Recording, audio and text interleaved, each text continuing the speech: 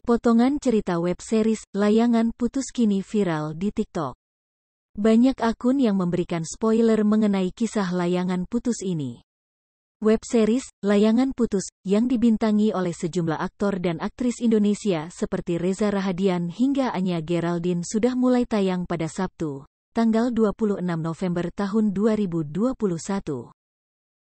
Kisah cinta pengkhianatan seorang suami yang diperankan oleh Reza Rahadian menuai banyak sorotan.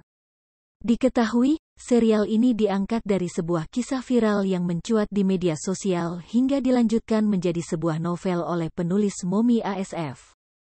Hampir sama dengan kisah yang dicurahkan oleh Momi ASF, kisah Layangan Putus menceritakan tentang kehidupan rumah tangga Kinan, Putri Marino, dan Aris, Reza Rahadian, yang diterpa masalah.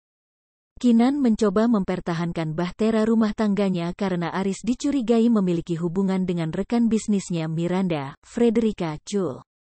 Sementara itu, Anya Geraldine memerankan sosok Lydia, psikolog anak yang menangani Putri Kinan dan Aris, Raya. Perlahan, Lydia mengetahui permasalahan Kinan dan Aris dan menemukan sejumlah fakta mengejutkan. Cerita Layangan Putus ini sempat viral di Facebook dan Twitter pada tahun 2019 lalu. Curhatan itu diunggah oleh seorang netizen dan menjadi ramai karena ceritanya yang miris dan menyayat hati. Lalu bagaimana dengan kisah asli Layangan Putus? Kisah Layangan Putus bermula dari Facebook kemudian viral hingga jadi konsumsi publik. Beberapa acara gosip di TV swasta juga turut memberikan kisah viral tersebut. Dalam cerita yang viral itu, dikisahkan seorang istri yang ditinggal suaminya demi wanita lain. Cerita yang bermula dari Facebook ini pun langsung viral dan banyak menjadi perbincangan apalagi di kalangan emak-emak.